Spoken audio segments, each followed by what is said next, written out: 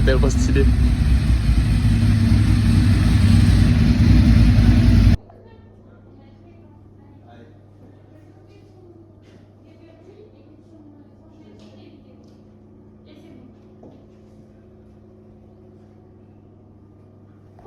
Du coup, je pense qu'on peut partir plutôt sur un échange parce qu'on n'a pas vraiment de questions classiques à poser. On a 2-3 questions qu'on avait prévues, mais c'est plus parler du métier et de plein de choses.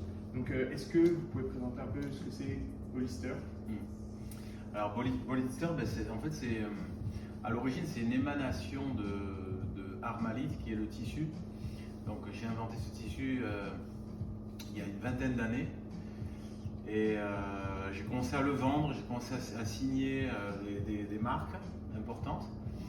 Et au bout d'un moment, j'ai eu le besoin d'aller au bout de la démarche, c'est-à-dire de ne pas juste faire le tissu, mais de faire vraiment le vêtement, parce que j'avais imaginé ce tissu dans une idée plutôt de silhouette et de vêtements et d'utilisation. Et donc voilà, Hollister, c'est vraiment le fait de pousser jusqu'au bout l'Armalite et cette vision un petit peu à la fois futuriste et conservatrice de jean. Et l'Armalite, c'est quoi concrètement? C'est un jean Alors l'Armalite, tout à fait, c'est bien de. Alors l'Armalite, c'est donc un tissu qui est fait de fils, comme tous les tissus. Et au niveau des fils, on a essayé donc de craquer. Vous voyez, on a fait 2 fentes ici au laser. Donc vous pouvez voir, il n'y a pas de renfort. Donc essayez de prolonger les fentes. Ah ouais. Allez-y sérieusement. Ah oui, d'accord, ouais, c'est vraiment, vraiment solide. Voilà. Ah, c'est impossible. Vous pouvez même vous aider avec des amis ou avec des pieds, ce que vous voulez. Ah ouais, ouais. Si on enlève un fil, Mhm.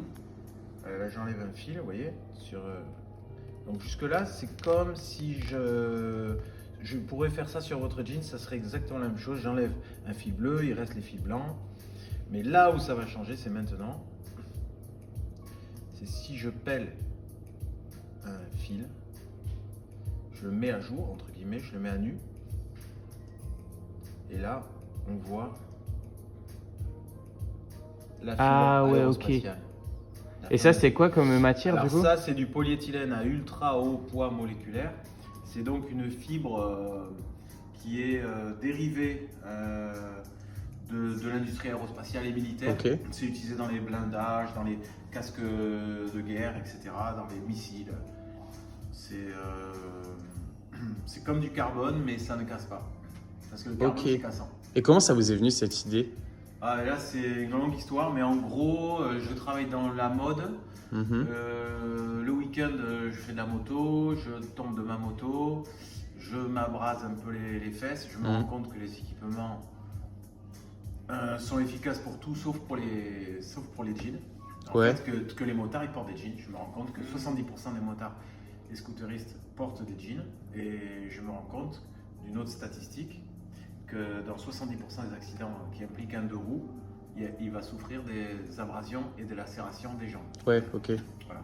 Et donc pourquoi après quand on se renseigne, en fait c'est parce que les équipements qui existent aujourd'hui sont souvent trop chauds, trop inconfortables, pas assez stylés. Il y a vraiment, en fait, quand on met les protections, on détruit toute notion de liberté, de respirabilité, Oui, ok. de confort, de style, etc. Et pourquoi? Parce que le pantalon, contrairement à d'autres vêtements, par exemple contrairement au blouson, c'est que le pantalon, vous le gardez pour toute la journée. Vous le mettez le matin, il faut que ce soit le bon pantalon qui fasse toute la journée, vous n'allez pas vous changer de pantalon dans la journée. Alors que le blouson, on peut imaginer qu'on va mettre le blouson que pour l'utilisation moto, et quand on arrête la moto, on enlève le blouson, comme les casques, comme les gants, etc. Voilà. D'accord, raison de praticité, je comprends. Voilà. Et donc du coup, je me dis bon ben, puisque ça n'existe pas, je peux peut-être essayer de le faire. Et puis au début, je cherche un pantalon comme ça, je ne le trouve pas. Je me dis, je vais essayer de trouver le tissu pour faire ce pantalon. Je ne trouve pas le tissu. Je me dis, je vais essayer de trouver le fil, puisque le tissu, ce n'est que des fils qui se croisent. Donc je vais trouver les fils, je ne les ai pas trouvés. Et encore aujourd'hui, je vous précise que ça n'existe pas. Et du coup, je me suis mis à faire le fil. Et là, bien sûr, on prend des fibres qui sont certaines origines textiles et d'autres origines pas textiles. Et c'est là que c'est fait le schisme entre guillemets. D'accord. Ok, hyper intéressant, ok. Incroyable. Donc, on va passer à la deuxième question. Donc, c'est plus sur le lieu, le showroom. Ouais. Donc, est-ce que vous pouvez... Ouais, je vous écoute. Non, il n'y a pas de problème. Est-ce que vous pouvez nous expliquer quel est votre rôle au sein du showroom et expliquer ce que c'est qu'un showroom? Alors, je dirige donc le showroom Bollister avec Mathis qui est là tous les jours et qui contrôle la production, reçoit les clients. Alors, qu'est-ce qu'un showroom? Alors, un showroom, en général, c'est une chose, je vais vous expliquer, et en particulier chez nous, c'est un peu différent. Ok. Donc, en général, un showroom, c'est un lieu où on peut recevoir les clients, leur montrer nos collections de vêtements qui sont prêtes à vendre en B2B. Donc, c'est plutôt du business wholesale destiné à des magasins, des boutiques, etc. Ça, c'est en théorie et normalement, un showroom, c'est ça. Mais nous, c'est différent. C'est un showroom plutôt pour le consommateur, c'est un showroom boutique. Donc, il y a cette idée qu'on a toute notre collection, que tous les produits sont disponibles, minimum un produit à la taille dans chaque référence. Ça, c'est vraiment la notion de showroom. Mais à ça, on va rajouter une notion de boutique et d'expérience consommateur. Donc le consommateur, généralement, il va venir, il va prendre un rendez-vous chez nous. Il va, quand vous visitez Bollister, à la rubrique showroom, il y a directement un petit agenda où vous pouvez bloquer un rendez-vous. Et là, on vous reçoit confort, avec un petit café, etc. Un truc agréable, où on vous fait parler un petit peu de votre utilisation du jean. Est-ce que c'est pour faire de la moto? Est-ce que c'est pour faire de l'escalade? Est-ce que c'est pour faire du vélo ou rien de particulier? Donc déjà on essaie de comprendre, après votre style, on voit votre style, parce qu'on a quand même une quinzaine de modèles qui sont faits dans 3 tissus différents. Ok.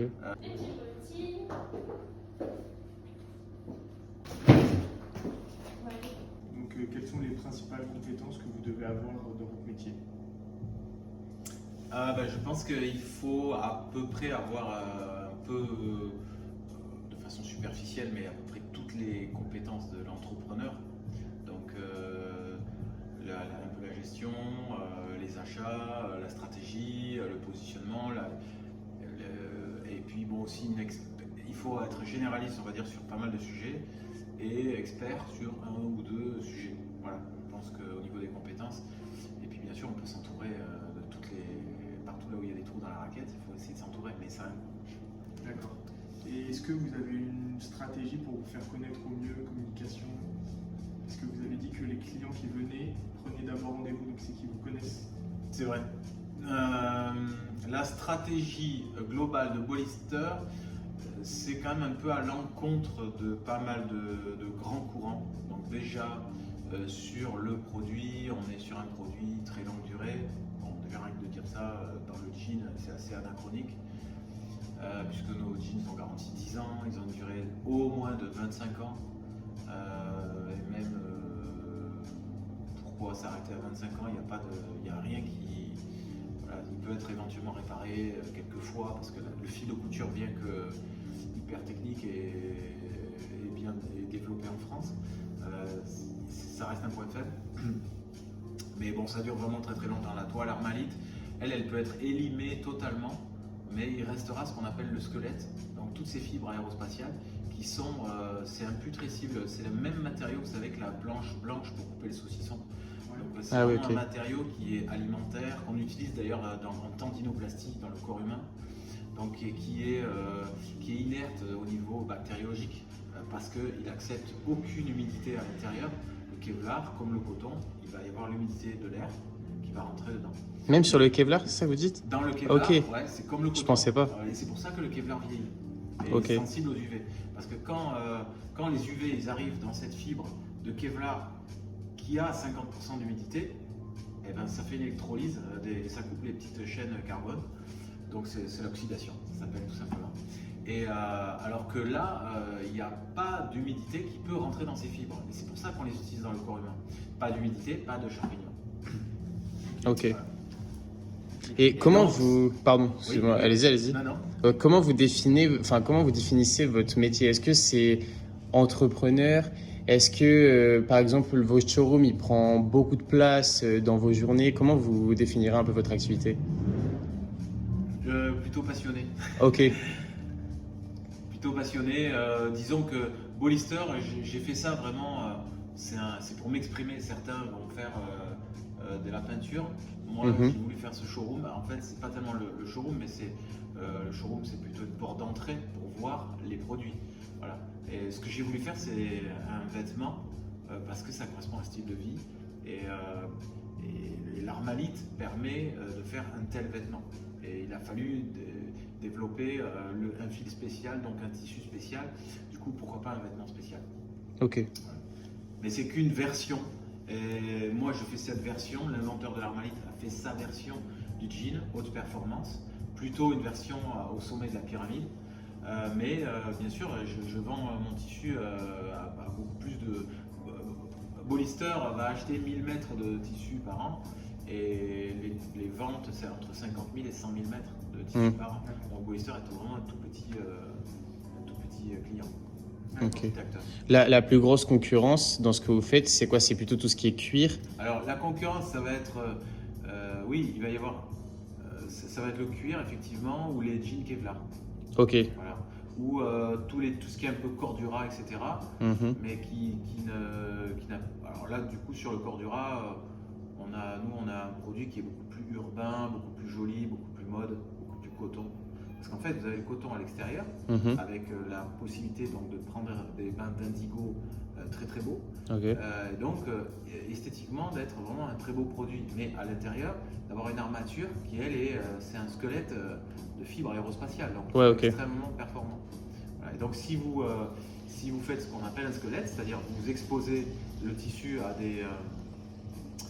de la pourriture, par exemple, ou à de l'acide sulfurique, des choses comme ça va manger le coton et ça va nettoyer le squelette et vous allez voir une grille de fibre aérospatiale. Ok. J'en ai une ici à vous montrer.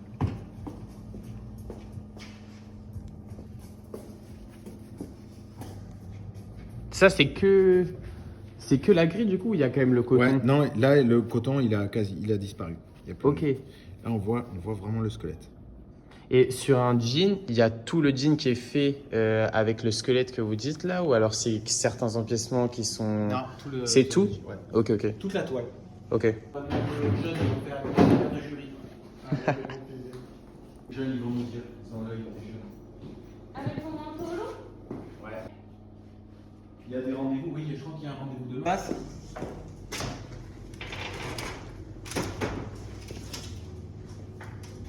Donc les tissus, en fait, ici vous avez du épais, du 40 mètres.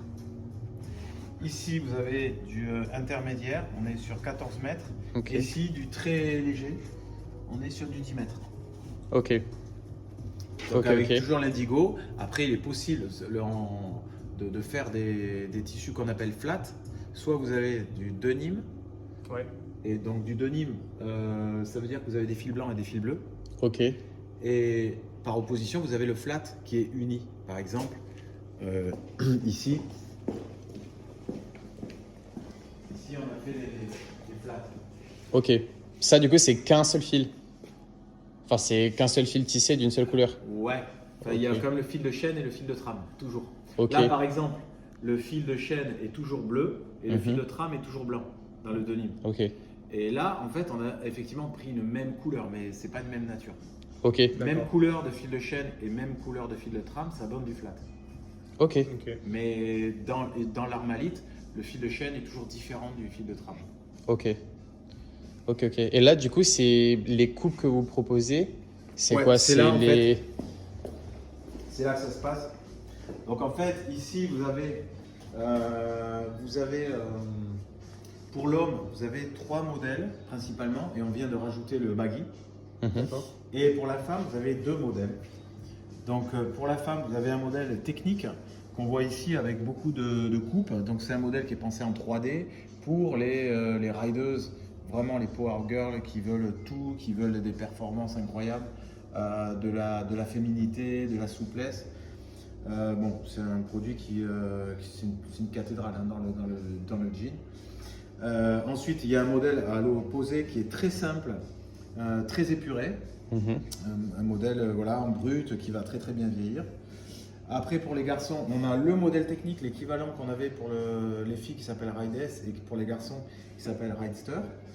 Et donc là, il y a eu beaucoup d'itérations. C'est un modèle sur lequel j'ai énormément travaillé depuis des années et je l'ai fait progresser. Donc là, c'est le Ridester 5 par exemple. Ok. Et donc là aussi, un produit pensé en 3D, Mhm. pensé pour la position un peu bécane. Donc vraiment qui est pensé pour faire des grands rides moto d'une semaine, d'un mois ou d'un week-end. Ok. Après ici on a les coupes classiques, ici avec une coupe qu'on appelle hipster qui est assez près du corps. Mhm. Et là par contre une coupe jeanster qui est coupe droite, 501. Ok. En gros c'est le D'accord. 501 en normalité.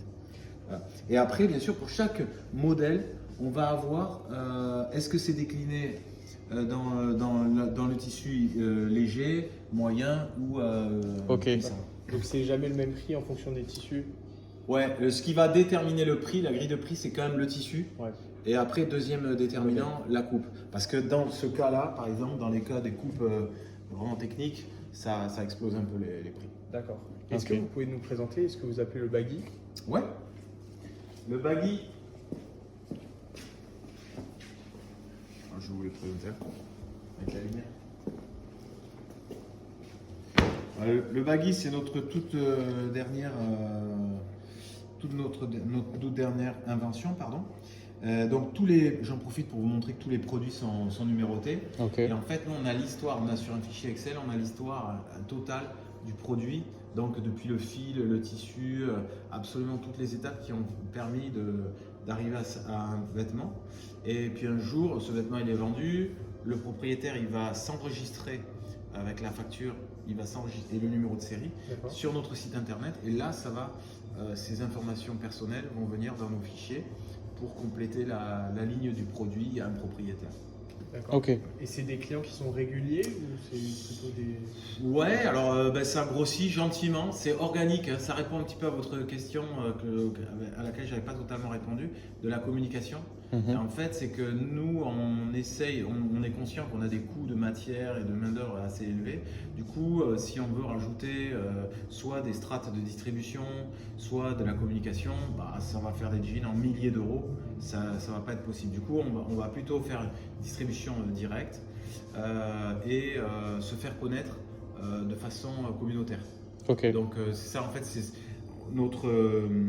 la façon dont notre publicité, c'est le bouche à oreille. Ok. Vos clients, ils sont plutôt bordelais. Non, ils sont français, on va dire. Ok. Ouais. Il y a quelques Belges, quelques Suisses, quelques Californiens. Ok. Mais c'est quand même globalement très, très franco-français. Et après, non, c'est pas particulièrement Bordeaux, même si maintenant, on commence là depuis un an. La boîte a 8 ans et ça fait un an qu'on a ouvert le showroom. Et effectivement, on commence à faire des petites choses locales avec le showroom. Donc Ok. peut-être là maintenant, on va commencer à pondérer un peu sur Bordeaux. Mais la base est quand même pas particulièrement bordelaise. C'est avec les différents événements que vous faites, ça Ouais, rapporte ouais. des clients. Ok. Donc le baggy, donc une coupe un peu ballon, assez actuelle, avec beaucoup de découpes pour pouvoir travailler sur les volumes. Donc c'est directement inspiré de la mode des années 90, le baggy, mais qui a été un peu repensé, redéfini par rapport à l'utilisation moto, par rapport à l'utilisation un peu futuriste, un peu technique, BMX, skate, Mhm. qu'il peut y avoir aujourd'hui. Donc on est toujours sur une mercerie en cuivre, Ok. ici avec des boutonnières, parce que c'est plus fiable dans les années qu'un zip. Donc chez nous, toujours, tous les produits ont une histoire comme ça qui va être écrite sur le vêtement, avec la date de fabrication qui est augmentée Mhm. de 10 ans, parce que ça répond à la phrase produit en armalite garantie jusqu'au. Ok. Le prénom de la personne qui a contrôlé la qualité, comme chez Rolls-Royce, on met son prénom. Et puis les informations de résistance à l'abrasion. Donc ici on a 10 mètres, AA, 70 km/h pour ce jean par rapport à l'armalite. Double A, ça signifie quoi? C'est dans la norme moto, ils ont Ok. A, AA, AAA.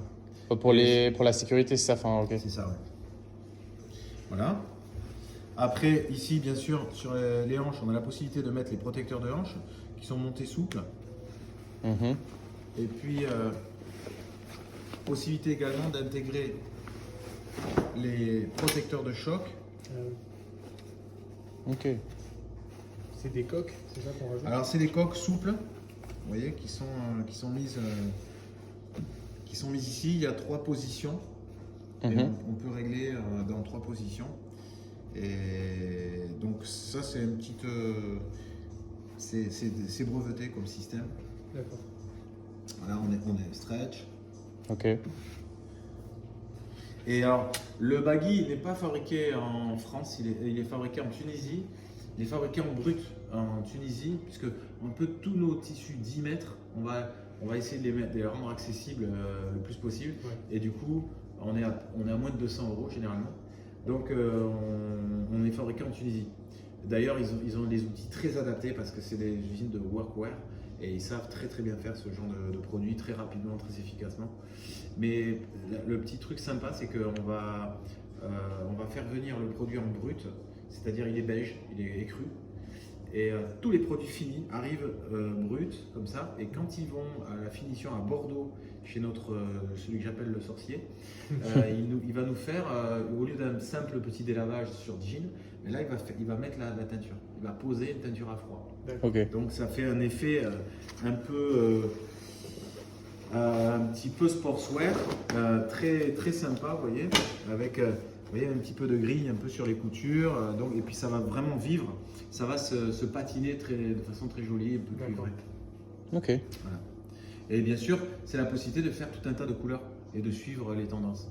Ouais, Parce ok. que, voilà, si on achète par exemple, je sais pas, 500 jeans en Tunisie, qu'on les fait faire, ben, quand ça arrive, après on peut les éclater en plein de couleurs. D'accord. Ok. Là, pour l'avenir de votre marque, vous verrez comment vous verrez les prochaines années à venir. Les prochaines années, j'espère que je vais la vendre très rapidement Ok. et que le propriétaire en prendra soin. Ok. Ok. Parce que j'ai un conflit d'intérêts. Parce qu'aujourd'hui, j'ai débloqué 2-3 trucs sur l'armalite, sur le tissu, qui devraient, je pense, faire accélérer vraiment les choses. Et du coup, il faut vraiment que je me dédie à l'armalite, déjà en termes d'emploi du temps, mais aussi en termes de conflit d'intérêts. C'est-à-dire si je viens pour vous vendre, vous êtes une marque de vêtements, vous achetez donc régulièrement des tissus, moi je viens pour vous vendre mon tissu, mais si vous découvrez que j'ai aussi une marque de jeans, donc en fait je vous vends un tissu, mais avec ce tissu, vous allez potentiellement être concurrent à Bollister. Oui, ok, ouais, donc voilà, voilà c'est ça. le conflit d'intérêts. Donc il me faut maintenant que Bollister a fait sa mission de faire connaître l'armalite. La mission, c'était de montrer, de prouver que le jean le meilleur au monde, il fallait forcément qu'il soit fait en armalite. C'est pas possible de faire un jean le meilleur au monde si on met pas d'armalite. D'accord. Ok. Et je pense qu'on l'a à peu près réussi avec Bollister. C'est un succès d'estime, c'est pas un succès économique. Mais quand même, je pense au niveau de l'estime, je pense qu'on peut. Aujourd'hui, il y a des gens très en vue qui disent que c'est une référence. Et moi, je suis pas très en vue, mais je dis aussi que c'est une référence. D'accord, donc ce serait pour avoir une plus grande visibilité et vendre. Pourquoi pas plus L'idée, oui, le Armalite, en fait, la destinée de l'Armalite, c'est d'être le Gore-Tex entre guillemets du jean. Alors Gore-Tex, c'est pour l'étanchéité, mais Armalite, c'est pas pour l'étanchéité, c'est pour l'abrasion, la résistance à l'abrasion, la durabilité et la protection de la peau. Voilà. Donc dans ce contexte-là, on est leader. On est leader mondial, on vend à Harley Davidson, on vend au Cirque du Soleil, on vend à des marques vraiment référentes. Donc on peut dire peut-être que Bollister, c'était pour faire connaître le tissu. Tout à fait. Et apprendre beaucoup. Parce qu'en fait, ça m'a appris beaucoup de choses. Maintenant, avec 8 ans d'expérience de Bollister, d'avoir fait au début un modèle économique distributeur, puis dealer, puis showroom, puis internet, puis salon, donc tout ça un peu mélangé, d'avoir eu des contraintes un petit peu de marque en microscopique, mais quand même réelles, ça m'a permis de comprendre énormément de choses et de faire évoluer le tissu aussi. Donc j'ai été très influent sur l'évolution R&D du tissu armalite. Et donc ça m'a permis de l'orienter, je pense, d'une bonne façon. Donc ça m'a beaucoup appris. Ça a permis de faire progresser et faire connaître l'armalite. Donc voilà, je pense que maintenant que la mission elle est à peu près accomplie, il faut faire un choix. Ouais. Voilà. Choix cornélien. Choix cornélien parce que c'est passionnant et c'est vrai que c'est beaucoup de belles rencontres, etc. Et le tissu c'est plus industriel, c'est plus business, il y a peut-être moins le côté local.